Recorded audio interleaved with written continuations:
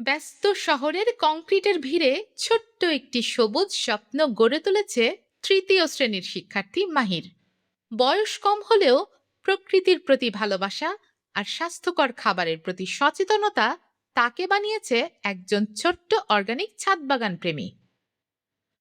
মাহিরের বাগানের সবচেয়ে বড় বিশেষত্ব হলো এখানে কোনো রাসায়নিক সার বা ক্ষতিকর কীটনাশক ব্যবহার করা হয় না। সবকিছুই সম্পূর্ণ অর্গানিক পদ্ধতিতে করা হয়। মাহির বাসার ফেলে দেওয়া সবজির খোসা, শুকনো পাতা ও ডিমের খোসা দিয়ে তৈরি করে জৈব সার। এতে মাটির উর্বরতা বাড়ে এবং গাছ থাকে সুস্থ ও সতেজ। পোকামাকড় দমনের জন্য মাহির ব্যবহার করে প্রাকৃতিক উপায়। নিম পাতা, রসুন ও মরিচের মিশ্রণ স্প্রে করলে ক্ষতিকর পোকা দূরে থাকে, কিন্তু সবজি থাকে নিরাপদ। ছোট ছোট টবেই ফলছে টমেটো, মরিচ, বেগুন আর নানা ধরনের শাকসবজি।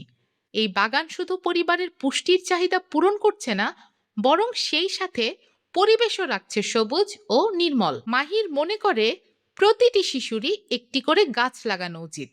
গাছ আমাদের অক্সিজেন দেয়, সুস্থ রাখে এবং প্রকৃতিকে বাঁচায়। আজকের শিশুরাই আগামী দিনের পৃথিবী গড়বে, তাই প্রযুক্তির পাশাপাশি প্রকৃতির প্রতিও ভালোবাসা গড়ে তোলা জরুরি। মাহিরের মতো ছোট ছোট উদ্যোগী তৈরি করতে পারে একটি সবুজ, নিরাপদ ও স্বাস্থ্যকর বাংলাদেশ।